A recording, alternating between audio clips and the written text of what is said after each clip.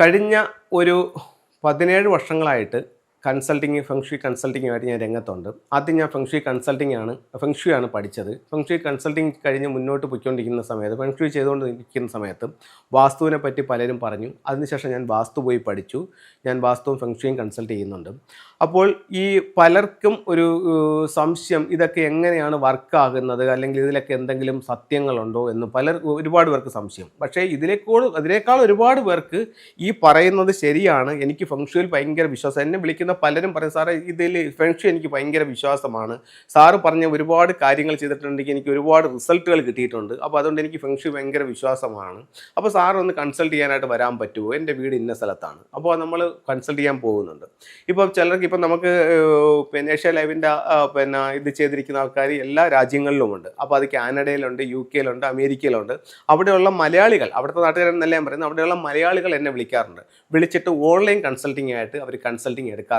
അപ്പോൾ ചെന്നെത്താൻ പറ്റാത്ത സ്ഥലങ്ങളിൽ അവരുടെ ഒരു പ്ലാനോ അല്ലെങ്കിൽ അവരുടെ വീടിൻ്റെ 4 സൈഡിൽ നിന്നിട്ടുള്ള ഫോട്ടോയോ ഒരു വീഡിയോ എടുത്തിട്ട് കഴിഞ്ഞാൽ എനിക്ക് അവർ പറയാതെ തന്നെ അവരുടെ പ്രശ്നങ്ങളെ ഇവിടെ ഇരുന്നു കൊണ്ട് എനിക്ക് അവരുടെ അടുത്ത് ചോദിക്കാൻ സാധിക്കും. അപ്പോൾ അവരുടെ പ്രശ്നങ്ങൾ എനിക്ക് ആ വീഡിയോ അല്ലെങ്കിൽ പ്ലാൻ മാത്രം ഇട്ട് തന്നതേ ഉള്ളൂ.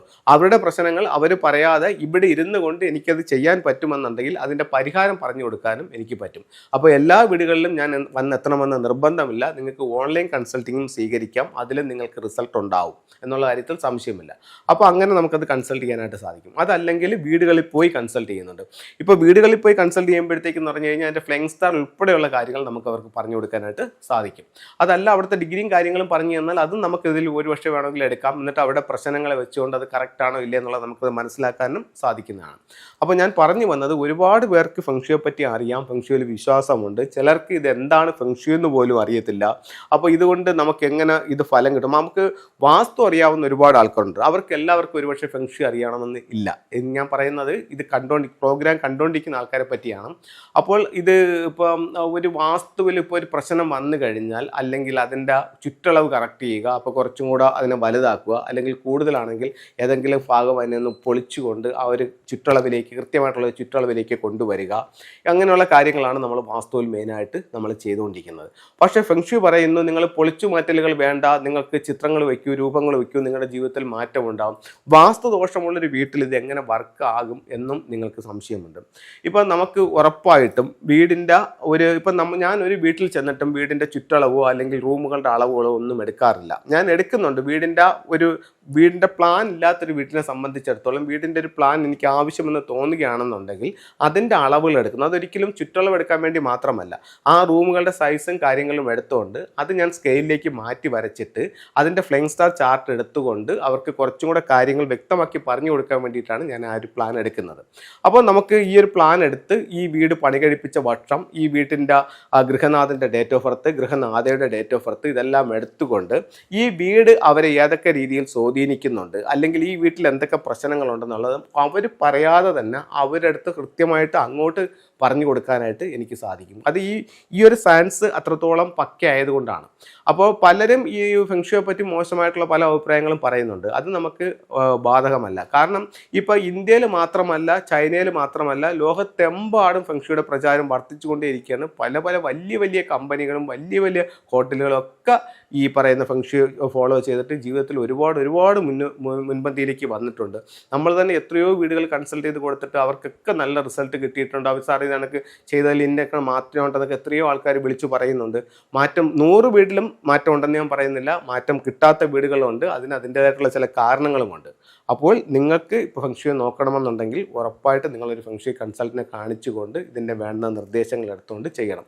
ഇപ്പോൾ വീടിൻ്റെ പ്ലാൻ തയ്യാറാക്കുമ്പോഴത്തേക്കെന്ന് പറഞ്ഞു കഴിഞ്ഞാൽ കുറേ ആൾക്കാർ പലരുടെ യൂട്യൂബ് കണ്ട്, അല്ലെങ്കിൽ എൻ്റെ യൂട്യൂബ് കണ്ടിട്ട് ഇതിനകത്ത് കോമൺ ആയിട്ട് പറയുന്ന കുറേ കാര്യങ്ങളുണ്ട്. ഇത് വെച്ചിട്ട് അവരൊരു പ്ലാൻ തയ്യാറാക്കിയിട്ട് അവർ നോക്കുമ്പോഴത്തേക്കും സാറ് പറഞ്ഞാക്കുന്ന കാര്യങ്ങൾ, അടുക്കള ഇന്ന സ്ഥലത്ത് വരണമെന്നാണ് സാറ് പറഞ്ഞിരിക്കുന്നത്, അത് ചെയ്തിട്ടുണ്ട്. ബെഡ്റൂം ഇന്ന സ്ഥലത്ത് വന്നിട്ടുണ്ട്, പ്രധാന വാതിൽ ഇന്ന സ്ഥലത്ത് വന്നിട്ടുണ്ട്. ഇതെല്ലാം അവർ പ്ലാൻ ചെയ്ത് വെച്ചിട്ട് അവരെ വീട് വയ്ക്കും. കുറച്ച് നാൾ കഴിയുമ്പോഴത്തേക്ക് ഒരുപക്ഷെ അവർക്ക് റിസൾട്ട് ഇല്ലെന്നുണ്ടെങ്കിൽ അവർ എന്നെ വിളിക്കും. അവിടെ ചെന്ന് നോക്കുമ്പോഴത്തേക്കെന്ന് പറഞ്ഞു കഴിഞ്ഞാൽ ഇതിൻ്റെ ഡിഗ്രി മാറിയിട്ടുണ്ടാവും. ഇതിൻ്റെ ഡിഗ്രി മാറുമ്പോഴത്തേക്ക് നക്ഷത്രങ്ങളെല്ലാം മാറിയിട്ടുണ്ടാവും. അപ്പോഴത്തേക്ക് അതനുസരിച്ചിട്ടായിരിക്കില്ല ഇവർ വീട് വയ്ക്കുന്നത്.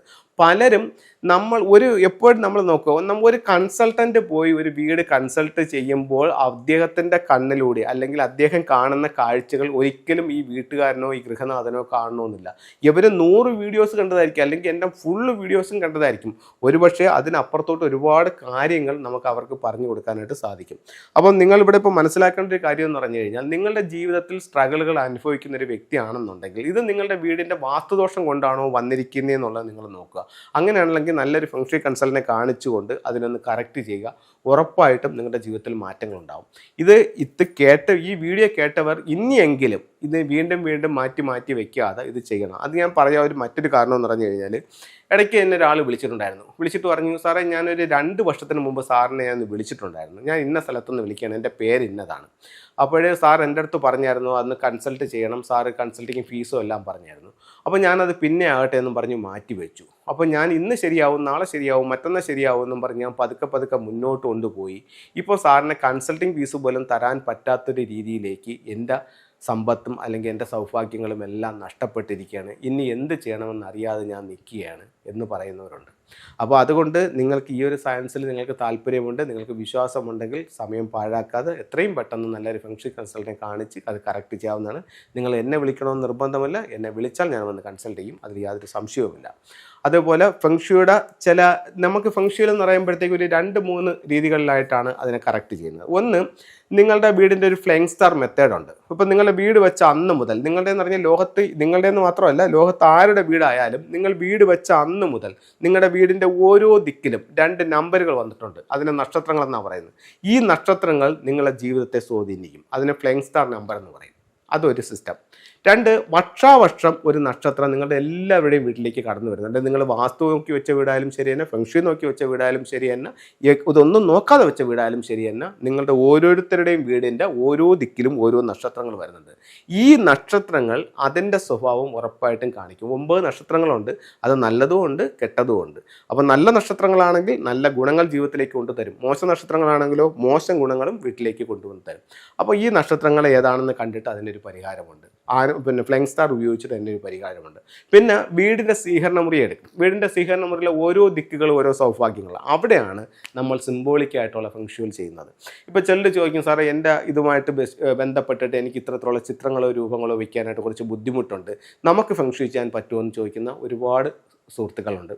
അവിടെയും ഉറപ്പായിട്ടും ഫെങ്ഷുയി ചെയ്യാൻ പറ്റും. അതായത് ഒരു 5 എലമെൻസിൻ്റെ തിയറിയാണ്. അതായത് water, wood, metal, fire, earth, ഈ 5 എലമെൻറ്റ്സ് ഉപയോഗിച്ചുകൊണ്ട് നമുക്ക് ഫെങ്ഷുയെ ബാലൻസ് ചെയ്യാനായിട്ട് സാധിക്കുന്നതാണ്. അപ്പോൾ ആ രീതിക്ക് നമുക്ക് ഫെങ്ഷുയെ ബാലൻസ് ചെയ്യാനായിട്ട്. ഇപ്പോൾ ഞാൻ പറഞ്ഞു വന്നത്, ഫെങ്ഷുയെ സിംബോളിക്കായിട്ട് ചെയ്യാം. സിംബോളിക്കായിട്ട് ചെയ്താൽ നല്ല റിസൾട്ട് കിട്ടും. അതല്ല, നമുക്ക് എലമെൻറ്റ് ബേസ് ചെയ്തിട്ട് വേണമെങ്കിലും, അതായത് ക്ലാസിക് ഫെങ്ഷുയുടെ ഭാഗമാണ് അത്, അങ്ങനെ വേണമെങ്കിലും നമുക്കത് ചെയ്യാവുന്നതാണ്. ചില ടൂൾസ് നിങ്ങൾക്കായിട്ട് പരിചയപ്പെടുത്താം. അത് ഏത് ഡയറക്ഷനിൽ വെക്കണം, എന്ത് തരത്തിലുള്ള റിസൾട്ടാണ് നിങ്ങൾക്ക് കിട്ടുന്നതെന്നുള്ളത് ഞാൻ പറയാം. ഇത് ട്രാവലിംഗ് ബുദ്ധ എന്ന് പറഞ്ഞിട്ടുള്ളൊരു ബുദ്ധയാണ്. ഇത് നമുക്ക് എല്ലാ സൗഭാഗ്യങ്ങളുമായിട്ട് ഒരു ബുദ്ധൻ നിൽക്കുന്നതായിട്ടാണ്. ഇത് എങ്ങോട്ട് നോക്കി വെക്കണമെന്നുള്ളതാണ് പലരുടെയും ഒരു ചോദ്യം.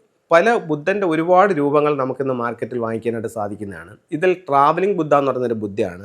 ഞാൻ ഭൂരിഭാഗം വീടുകളിലും, ഞാൻ വർക്ക് ചെയ്തിട്ടുള്ള 99% വീടുകളിലും ഈ ട്രാവലിംഗ് ബുദ്ധയാണ് വെച്ചിരിക്കുന്നത്.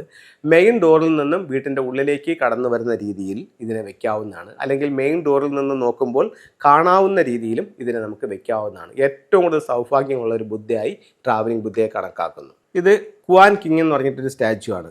വീട്ടിലേക്ക് വരുന്ന നെഗറ്റീവായിട്ടുള്ള ഊർജ്ജത്തെ വീട്ടിലേക്ക് കടത്തി വിടാതെ വീടിനെ പ്രൊട്ടക്റ്റ് ചെയ്യാനായിട്ട് ഈ ഒരു സ്റ്റാച്യു ഫെങ്ഷുയിൽ ഉപയോഗിക്കുന്നുണ്ട്. അതുപോലെ തന്നെ നമ്മൾ ഇരിക്കുന്ന ചെയറിൻ്റെ ബേക്കിൽ ഇതിനെ വെക്കുന്നതും അല്ലെങ്കിൽ നമ്മുടെ ടേബിളിൻ്റെ മുകളിൽ ഇതിനെ വെക്കുന്നതും ഒക്കെ വളരെ പവർഫുൾ ആയിട്ടുള്ളൊരു സിമ്പലായി ഫെങ്ഷുയിൽ കണക്കാക്കുന്നുണ്ട്.